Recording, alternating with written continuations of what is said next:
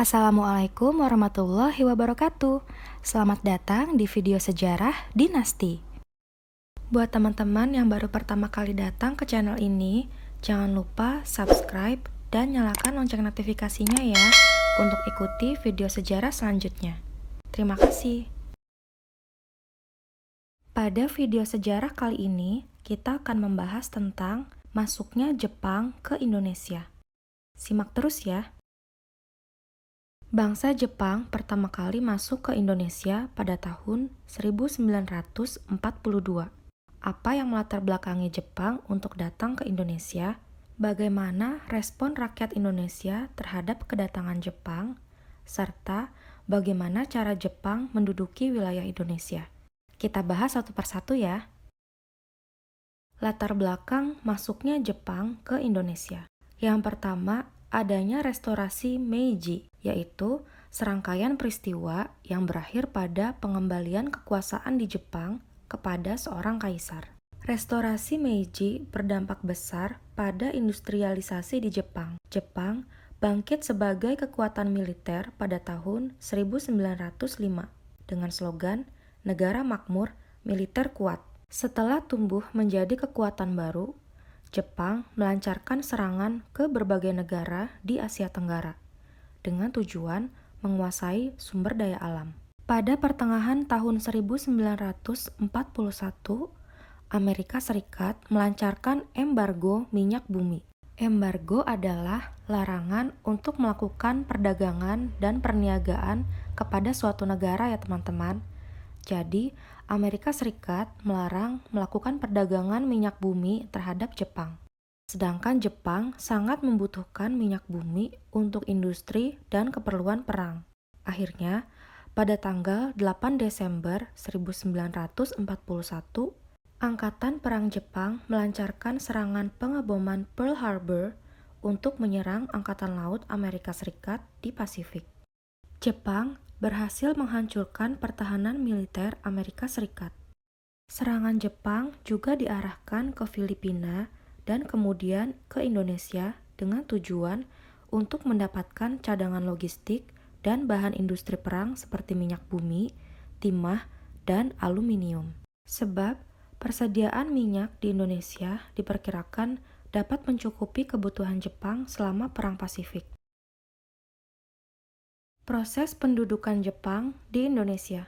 Pasca serangan Pearl Harbor pada Desember 1941, akhirnya pada Januari 1942, Jepang mendarat dan memasuki Indonesia melalui Ambon.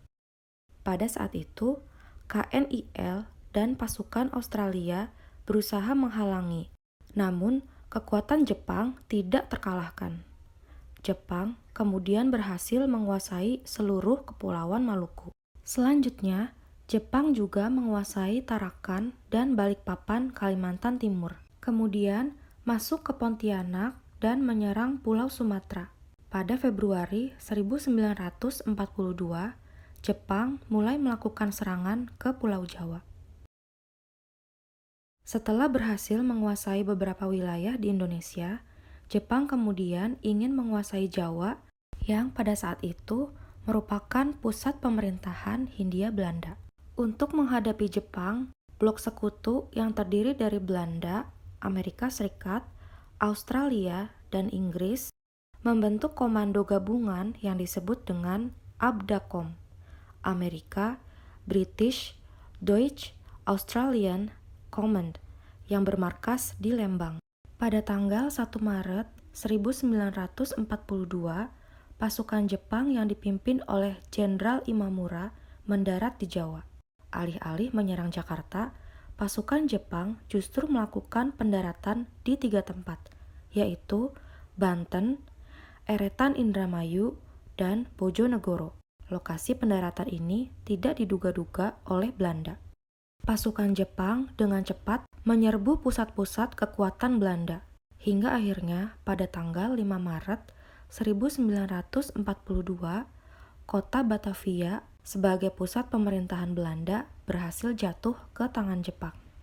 Pasukan Jepang terus bergerak dan berhasil menguasai kota Buitenzorg atau yang sekarang kita sebut dengan Kota Bogor. Lalu diikuti oleh kota-kota lainnya yang dengan mudah dikuasai oleh Jepang hampir tanpa perlawanan. Akhirnya pada tanggal 8 Maret 1942, pasukan Belanda menyerahkan Jawa ke tangan Jepang. Penyerahan tidak bersyarat ini ditandatangani oleh Jenderal Terputen, wakil dari pasukan Belanda, dan Jenderal Imamura, wakil dari pasukan Jepang. Penandatanganan dilakukan di Kalijati, Kota Subang, sehingga peristiwa ini disebut dengan Kapitulasi Kalijati. Dengan demikian, berakhirlah masa penjajahan Belanda di Indonesia. Selanjutnya, Indonesia berada di bawah pendudukan Jepang. Sambutan rakyat Indonesia terhadap Jepang. Kedatangan Jepang di Indonesia pada awalnya disambut dengan senang hati oleh rakyat Indonesia. Di mana-mana, orang mengucapkan Banzai, Banzai, yang artinya selamat datang. Sementara itu, Jepang terus melakukan berbagai propaganda untuk menggerakkan dukungan. Rakyat Indonesia didoktrin bahwa kedatangan Jepang ke Indonesia adalah untuk membebaskan rakyat dari penjajahan serta dapat memajukan kesejahteraan. Salah satu bentuk propaganda yang dilakukan oleh Jepang adalah propaganda melalui siaran radio. Lagu Indonesia Raya diperdengarkan di samping lagu Kimigayo. Melalui siaran radio juga, Jepang melakukan propaganda mengenai produk-produk buatan Jepang, bahwa produk mereka itu bagus dan murah, sehingga rakyat Indonesia dengan mudah membelinya. Selain itu, bendera merah putih juga boleh dikibarkan berdampingan dengan bendera Jepang. Propaganda juga dilakukan oleh Jepang melalui program Pan-Asia, di mana Jepang akan memajukan dan menyatukan seluruh rakyat Asia. Untuk meneguhkan propaganda Pan-Asia, Jepang juga membentuk gerakan 3A dengan semboyan Jepang Cahaya Asia, Jepang Pelindung Asia, Jepang Pemimpin Asia. Pembentukan pemerintahan militer Jepang di Indonesia. Sejak menduduki Indonesia, Jepang mengubah Indonesia menjadi pemerintahan yang bercorak militer. Pada pertengahan tahun 1942, Jepang membagi Indonesia menjadi 3 pemerintahan militer, yaitu Pemerintahan Militer Angkatan Darat Sumatera yang pusatnya di Bukit Tinggi, Pemerintahan Militer Angkatan Darat Jawa dan Madura yang pusatnya di Jakarta, yang kemudian pasukan ini ditambah dengan Angkatan Laut. Pemerintahan Militer Angkatan Laut untuk daerah Kalimantan, Sulawesi, dan Maluku yang pusatnya di Makassar. Sedangkan susunan pemerintahannya sebagai berikut. Yang pertama, Panglima Tentara yang kemudian disebut dengan Seiko Shikikan atau Panglima Tertinggi yang pada saat itu dijabat oleh Jenderal Hitoshi Imamura. Yang kedua, Kepala Pemerintahan Militer yang pada saat itu dijabat oleh Mayor Jenderal Seizaburo Okazaki. Yang ketiga, Koordinator Pemerintahan, yaitu semacam gubernur ya teman-teman. Koordinator pemerintahan ini meliputi wilayah Jawa Barat yang pusatnya di Bandung, Jawa Tengah yang pusatnya di Semarang, dan Jawa Timur yang pusatnya berada di Surabaya. Jepang juga membentuk kesatuan polisi militer.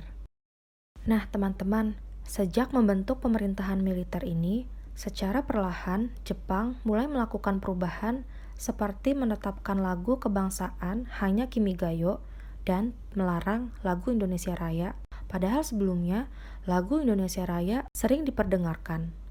Selain itu, rakyat Indonesia mulai dilarang mengibarkan bendera merah putih. Setiap tahun, rakyat Indonesia juga harus merayakan Hari Raya Tankosetsu, yaitu hari lahirnya Kaisar Hirohito. Pembentukan pemerintahan sipil Jepang di Indonesia.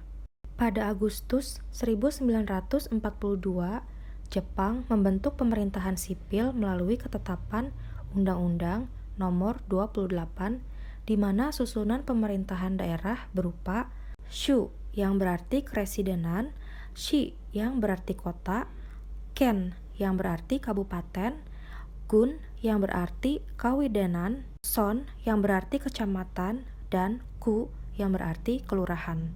Shu atau karesidenan saat ini kita sebut dengan provinsi ya teman-teman.